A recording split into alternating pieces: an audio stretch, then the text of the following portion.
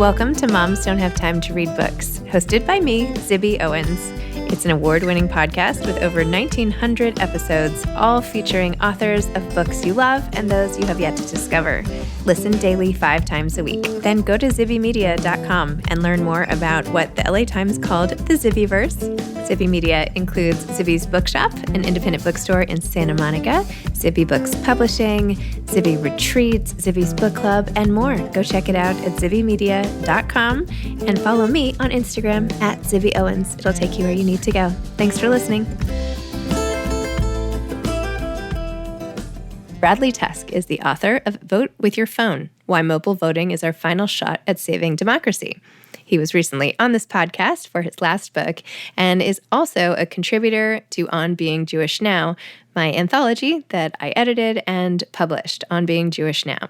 Bradley Tusk is a venture capitalist, political strategist, philanthropist, and, as I mentioned, author of Vote with Your Phone: Why Mobile Voting is Our Final Shot at Saving Democracy. Bradley's family foundation is funding and leading the national campaign to bring mobile voting to all U.S. elections. Tusk Philanthropies also runs and funds anti-hunger campaigns that have led to the creation of anti-hunger policies and programs, including universal school breakfast programs, in 22 different states, helping to feed over 12.5 million people. Before Vote with Your Phone, Bradley authored The Fixer: My Adventures Saving Startups from Death by Politics, and Obvious in Hindsight, which we discussed. He hosts a podcast called Firewall about the intersection of tech and politics, and recently opened an independent bookstore, P&T Knitwear, on Manhattan's Lower East Side, which I adore and have done an event at for my novel Blank with Jenny Mullen, which was really fun.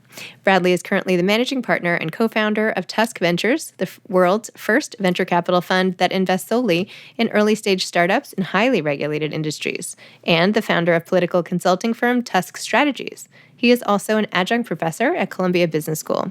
Earlier in his career, Bradley served as campaign manager for Mike Bloomberg's 2009 mayoral race, as deputy governor of Illinois, overseeing the state's budget, operations, legislation, policy, and communications, as communications director for U.S. Senator Chuck Schumer, and as Uber's first political advisor. Welcome back to the podcast, Bradley. It's so nice to have you here. Congratulations on yet another book.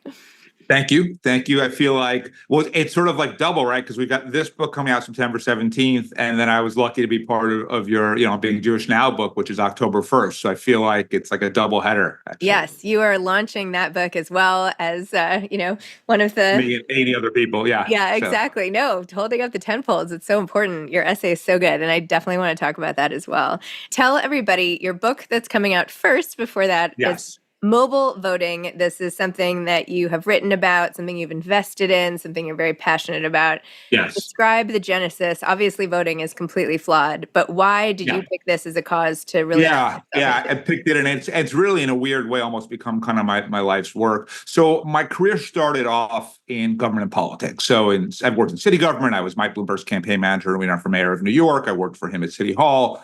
I worked in state government. I was the deputy governor of Illinois. I've worked in Washington. I was Chuck Schumer's communications director. So I've seen this from every angle, right? Legislative, executive branch, city, state, federal, campaigns, all that stuff. And I took one thing out of all of it, which is every policy output is the result of a political input. Every politician makes every decision solely based on the next election and nothing else. And yeah, there's a handful of examples, but the fact that you or the listeners are thinking of 2 or 3 right now kind of proves the point. But doesn't that mean that our whole system is completely broken and we should all just sort of throw our hands up? Well, yeah, but so I think I have a solution, right? So what we try to do is say, there was a school shooting in Georgia yesterday, and we keep saying, well, shouldn't they be better people? Yeah, in this case, Republicans. Sure, you might lose your seat if you support an assault weapon ban, but you should do it anyway because you want to save kids. But that's just not how these people are, right? There's a hole in their psyche, and it can only be filled by the affirmation and validation that comes with holding office. And we know that they are never, ever going to put anything ahead of that, right? So rather than trying to make them better people, which is never going to happen, we've got to align what we need to happen from a policy standpoint with what they need to happen politically. Because of gerrymandering, which is the process by which pretty much every general election is predetermined by the way the district is drawn, the only election that really ever matters in the U.S. are the primaries. And primary turnout is typically about 10 to 15%. And who are they? They're the furthest right, they're the furthest left, or they're big special interests that can move money and votes in low turnout primaries. And it gets you one of two things: either the utter dysfunction of Washington, no good, or totally one-sided government. And whether that's the state of Texas on the right or the city of San Francisco on the left, also no good, right? The only good news is the politicians will just do whatever they need to do to get reelected. So you're a Republican congressman from Florida, turnout in your primary is 12%, NRA members are half that 12%. You know that while it's crazy that someone can walk into a store and walk out with an AK-47, you also know that if you were to ever say that publicly, you're out in the next election and you're never going to take that risk. Or I don't know if you remember back in 2019 in New York, Amazon wanted to put their second headquarters in Queens. Yes, I And remember. one state senator, again, Mike Gineris, who's not evil or dumb, he's just a politician. And when AOC came out against it, given that primary turnout for him was around 10%, and those voters are so radically left-wing, he knew that if he supported the deal, he would probably lose his next primary and had to pick between 40,000 new jobs for New Yorkers or one his own, and he picked his own. But in each case, let's say turnout was 36% in that Republican House primary and 36% in that Democratic state Senate primary, just based on math, not based on them being better people or changing their views.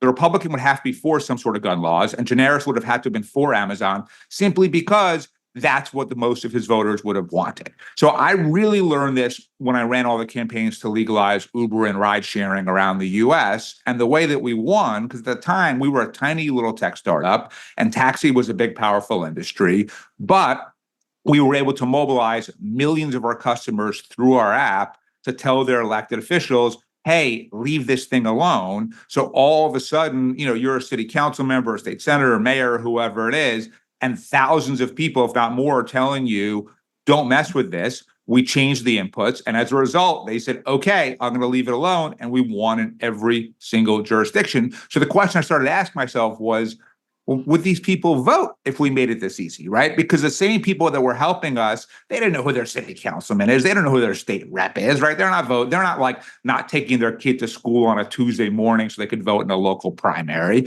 but maybe they would if they could vote on their phone. So I started the mobile voting project. The first thing that we did was we funded out of my foundation elections in 7 different states where either deployed military or people with disabilities were able to vote in real elections on their phones.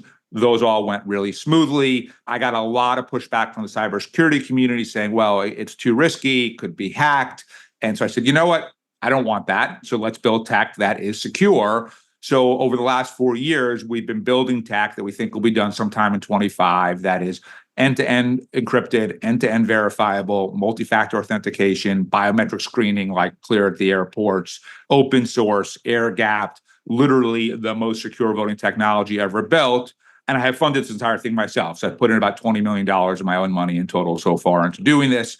And the reason I wrote this book is even once we build the tech and it becomes free and available for any government to use, then the really hard work begins. And that's legalizing this in every single city, in every single state, and in Washington. Because if you are a politician that knows how to win in the current system and environment, you're not going to want to take the risk of opening it up and potentially losing. And so we've got to build a movement, right? And we need Gen Z, and we need civil rights leaders and disability leaders and military leaders and all kinds of other people to come together and demand that this thing happens. And so the book is hopefully the beginning of the movement. And in many ways, the book is an open letter to Gen Z. In fact, David Hogue from the Parkland tragedy, who kind of emerged as the spokesman for that, wrote the foreword to the book, is saying, listen, yes, the future looks really bleak, but it doesn't have to be that way. And here's the one way we can fix it. Wow. So essentially, you're taking a risk of $20 million to create something that maybe won't ever be able to be put into use. Yep, absolutely. It's a big risk. I get that. But look, I have made the broader determination, not in some ways similar to the choice that you made and I made in sort of opening a bookstore that can't possibly ever make any money, which is I'm going to do the things that are meaningful to me. And yes, like take the bookstore, right? I once did the math and said, so I don't fly private. I fly commercial. And I did the math and said, if I flew private last year instead of commercial, what would it have cost me? And it was almost exactly the same amount of money I lost running the bookstore. And said, okay, which is better, right? Now, are the airports a pain in the ass? Yeah, absolutely. But I don't find that the TSA pre-check thing all that difficult to deal with. And on the flip side, I get having this place in the Lower East Side that people really enjoy, where we have authors, we've had you there, doing great events and a podcast studio that's free for anyone to use and a cool indie bookstore. And quite frankly, I personally get more out of that from a purely selfish standpoint. My personal ROI is higher from that than skipping the TSA line. So yes, on mobile voting, that risk is magnified by 20-fold. But to me, this is the only scalable solution to democracy. And because I've had this very weird career where I had all this different experience in politics and then all this different experience in tech, and because I didn't plan to make a lot of money, I just got really lucky. Like, I'm a first generation American. I didn't grow up with any money. I worked in politics. I didn't make any money. And then when I worked for Uber, they couldn't afford my fee. And so I took it in equity. I didn't even know what equity meant when I said yes, but I just said yes. And then Uber became Uber, and it became worth a lot of money. And then all of a sudden I had a lot of money. So to me, it's all kind of house money anyway. So like, I'm going to use it to do the things that to me feel worthwhile. And if I take risks that fail, so be it. Wow. I love that attitude. And I think putting your money where your mouth is so important, right? It's one thing to say, I wish this were different, but it's quite another to say, okay, here is my time, here is my investment, and I will do anything to improve something that will not just benefit you, but it's going to benefit everybody. How do you, though, come to terms with, I'm still grappling with accepting the fact that politicians will not vote for the greater good? Like, do we have to accept that? Yeah. Well, two things. So one, literally, I almost worry now that you were like eavesdropping on my therapy session yesterday, because this is what we talked about. So the first would be, from a personal level, how do I feel good about making the effort, knowing that the failure is a pretty decent chance, right? And how do I say, okay, all I can do is everything that I'm sacrificing to do this, and that has to be enough from a psychological fulfillment standpoint. And that's hard, right? Because this is super uphill. And, every time I try to raise money from other people, I get rejected continually because they're afraid of being criticized or the risk or whatever else. And there are lots of people who don't like mobile voting and they attack me publicly. And so like, I take a lot of shit, and I have to be willing to both take all of that and still find a way to feel good despite all the failure and rejection. So that's number one. Number two would be, isn't it depressing effectively that politicians are the way they are? So I accept them for who they are. In fact, my guess is that politicians in the Greek Senate and the Roman Senate and every democracy throughout history have effectively been the same way. But the good news about them believing in nothing and being so desperately sort of attached to their own ambition and just in service of that at all costs is you can shift them, right? So if you go back to the tax example, when we weren't mobilizing people and the taxi medallion owners would give a local city councilman a couple of grand every campaign cycle, you do what they want.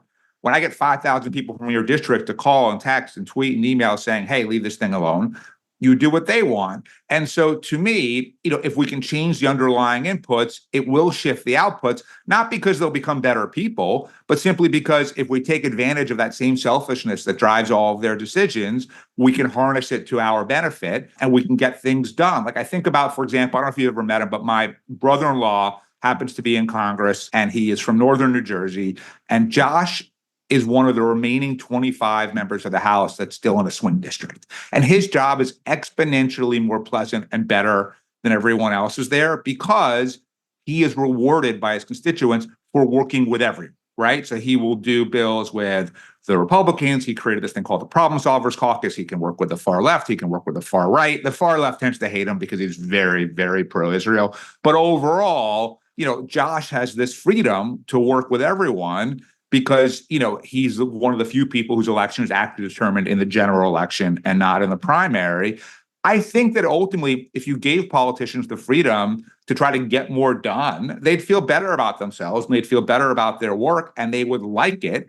But what you have to do is get them over the hump of worrying that, oh, well, it might be a better system, but it might not be better for me, right? And that's going to take this movement, right? But if you think about, for example, like same-sex marriage, that went pretty quickly in like less than a 20-year period from something where Democratic politicians like the Clintons were against it to it becoming the law of the land and just sort of widely accepted throughout the country. And so really effective movements can change policy, can change minds, can change laws. What's ironic about our movement is usually those movements are sort of at the radical fringes trying to get people to accept something that is usually, considered out there. I'm trying to move everything to the middle. Right. So it's a little ironic that, my goal is just to be more centrist and more normal and more peaceful. But, that's what I'm trying to do. How does it go at Thanksgiving when you when you talk about your views of politicians in general and you have a politician in the family? So, it's funny. It was really difficult for a while and there was definitely tension. And I think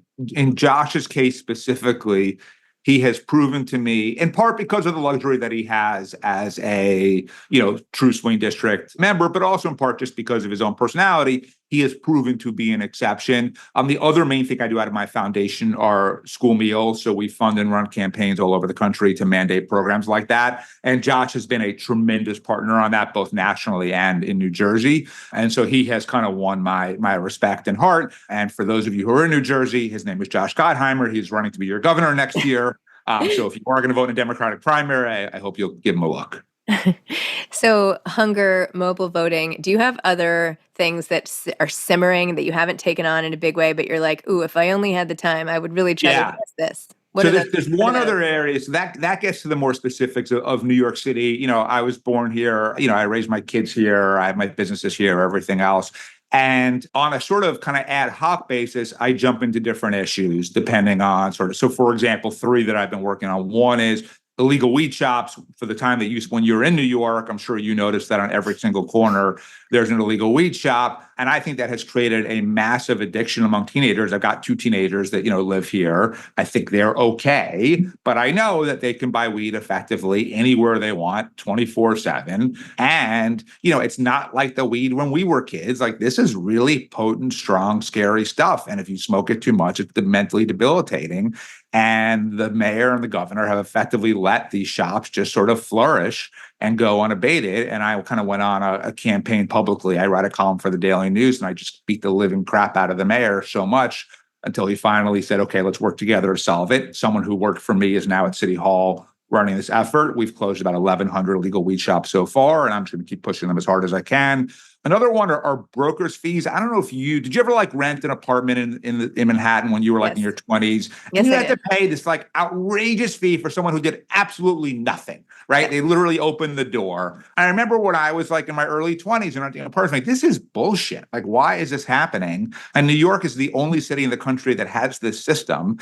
And I always thought I wish someone would do something about it. And then about a year ago, a city councilman named Chi Osei introduced a bill that would ban brokers' fees for rental apartments. And I have partnered with Chi and spent a bunch of money to move this bill forward and been a big public advocate for it and lobbied a lot of members and become sort of the, when the real estate community says, oh, the business community is against it. I'm like, no, you're against it because it's not good for you. I can speak for the business community as well because I'm part of it. And I can tell you that all it will do is let younger, talented people afford to live in New York, and that will make all of the rest of our businesses a lot better. So that's one. Third is social media regulation. So I partnered with a state senator, Andrew Gennardis, last year on legislation that passed and has been enacted in New York that bans algorithmic feeds from being sent to minors unless the parents opt into them. So the idea is to protect kids from just being bombarded with negative imagery, toxic stuff. I had a daughter who really went through a real self-harm period by things that she learned on Instagram. She's okay now, but it was a scary situation. And unfortunately, that's very common. And so social media regulation. But what I would love to do if I have a little more money that comes my way is have sort of a ongoing New York operation where every year I have kind of a pool of $2 million that I can say, let's pull this, let's run ads on that, let's lobby this, and whatever just sort of feels important to me, I can work on. And then the fourth, obviously, like you said, is books, both the bookstore and then also, as you know, we created and run the Gotham Book Prize, where we give away $50,000 each year to the best book that came out that year set in New York City. Maybe one day you'll write I remember when I started reading Blank, I was really hoping there'd be a lot more of New York in it. So I'm like, that would be awesome if I could give Zibby the award or at least nominate her for it. But hopefully the next book. Oh, my next book is also set in LA, but maybe now with the promise of this, things struggle. Well, it's funny. I'm kidding. I'm super intrigued by LA. So I was there in August and my youngest is going into 10th grade. And my plan is once he goes to college to do a version of what you've done, which is I'm going to live in LA from like January through April because I want to be in a big city. I don't want to be like the typical old Jew moving to Boca Raton, but I don't need, once I don't have like 2 kids living here that are my responsibility, like I don't need to be here. So my girlfriend Laurel and I actually were looking at neighborhoods when we were there. We're like renting a place for a few weeks over Christmas and kind of getting a feel for LA to figure out where we might want to be. So maybe there'll be an LA book prize at some point too. Amazing. And if you want to talk LA neighborhoods at some point, I am not there as much as I would like to be. My kids are still in school here in New York, but I do try to get out as much as I can, and summers and all that. But anyway, happy to share any intel on that as well. Cool. In terms of your essay, you wrote an essay called Yeah. Why Being Jewish Matters for On Being Jewish Now, which, as you mentioned, comes out October 1st in ebook and audiobook and in trade paperback on November 1st. Why did you say yes to this book, and what did you get out of writing for it? Yeah. So one, you asked, you and I, as a listener, we do a lot together. We have a lot of common interests and we help each other if we can. But more important, even if it wasn't you, I would have said yes, because, I think it is more important than ever to be very clear and affirmative about being proud to be Jewish. So, for example, I'm wearing, it's under my shirt right now, but a Star of David. And actually, usually when I'm wearing a t-shirt, I deliberately now wear it over my shirt because my view is like, screw you. Like, I'm not going to be told that I can't be, outwardly Jewish, and I'm proud to be Jewish. And, the essay was about effectively the feeling of identification that has gotten stronger in many ways because of October 7th. And I tell the story of Laurel and I were in Montreal for a weekend and our flight home was canceled because of rain. And we thought, hey, maybe, it's like a 7-hour drive. Like, why don't we just rent a car and suck it up? And that way we don't have to do this all over again tomorrow. We get down to the car rental place and everybody had the same idea, right? So it's a madhouse. There's no cars available. And it turns out actually taking the car out of a country is a much bigger process than we had understood anyway. And we overhear these people say to someone else, hey, are you going to New York? I'm thinking of renting a van and I need people to split the driving and the cost. And like, the entire single lesson of childhood more than anything else is don't get in a van with strangers, right? I taught my kids that, you teach your kids that. And Laurel and I immediately raise our hand and say, we'll go. And then for a second, I'm like, what am I doing? And I noticed that the driver had a Star of David tattoo on his leg. And that kind of gave me a little bit of comfort to just go up and talk to him. And then they noticed my Star of David and we started talking and, ended up with them and 10 other strangers in a 7-hour van ride from Montreal to Manhattan, where we got in at 2:30 in the morning. And it was actually kind of a fun experience. And so that kind of leads into the broader point about, being openly Jewish, but also our responsibility as Jews to show the world who we are. Right? We're 0.02% of the global population, and yet our contributions to every field, from the sciences and math to humanities to business to art to everything, has been exponentially disproportionate to any other culture. And we need to keep doing that, and we need to keep helping people. And yes, we have to support, Jewish causes, but the truth is we just have to keep doing good things overall, because we have to show the world that all of these stereotypes about us, and these are stereotypes that have been perpetuated now for 5,700 years, are not true, and we're not going to accept them. And so that's why I was actually really grateful to have the chance to write for the book, and having read, a lot of the other essays in it, I can tell the listeners that it is really a wonderful book. I'm proud to have been part of it, and I really hope people check it out. And what does being Jewish mean to you now? I think in many ways, it's a few things. So one is, I'm more proud of it than ever because you have to confront it more. You take it for granted. It's just like something that who you are, right? And then all of a sudden it's like, oh, this is very much an identity that very few other people collectively share. And I have to be very mindful of that. So that's number one. Number two, I spend a lot of time, I think like a lot of other Jews now, reading about Israel, thinking about Israel, talking to people about Israel, and trying to figure out sort of how I feel about all of it. And it really becoming part of, like every morning I pray. And then one of the things that I pray for is sort of a few different things each day for the world. And since October 7th, every single day, Israel has been in that prayer. And it wasn't necessarily before. It might have been if something came up, but now it has just become, I'm basically praying that Harris beats Trump. I'm praying for Israel, and then I'll pick one or two other things. But, so really it has just become much more on my mind. I feel like I'm much more engaged in Israeli politics and policy issues. And by the way, I don't think there are easy answers, right? So like I am on a daily text thread with 4 other kind of political operative consultant types who are all Jewish and all very stereotypically New York Jews. And literally right before I signed on to this, I was saying on one hand, and stop me if this is getting too political for this podcast, I really do believe that Netanyahu wouldn't hesitate to sacrifice the life of an Arab or a Jew if it kept him in power for one more day. On the other hand, I think of the first Iraq war and Bush pulling out too early and everything that then led to, and thinking maybe there's a real lesson from there, which is like, no, you're not going to eradicate Hamas completely. And yes, we are engendering an entire new generation of people in Gaza and in the Arab world who will hate Israel, of course. But at the same time, the more that we can decimate Hamas's infrastructure and their leadership, the harder it's going to be for them to rebuild. I think the real success that we saw when the U.S. was in Afghanistan and went after al-Qaeda was that we were able to really take apart their operation, and that has resulted in not having a serious domestic, terrorism incident on U.S. soil, if you don't count things like school shootings, for the last 20 years or so since 9/11. So maybe the answer is you stay and finish the job, and maybe the Philadelphia corridor is more important than you think. And then you hear people like Gallant say that it's not. So I don't know. And I try to know what I don't know. But I don't remember another time in my life where I've been this absorbed and engaged in what's happening over there. Wow. Well, Bradley, you're not only brilliant, but you are a mensch at the same time. So there is that. So thank you. Thank you for all that you do, and for so many people and people who will never know that it was you who helped them, or you that made their lives better or helped their children, and can never say thank you. So on behalf of all of them, thank you. I appreciate that. Thank you. Thank you. Have a great day. Thanks. All right, dude. Thanks, Ivy. We'll talk to you later. Okay. That was awesome. Thanks for listening to Moms Don't Have Time to Read Books. If you love it, please leave a review and follow us on social @Zibby Owens and @Zibby Readers.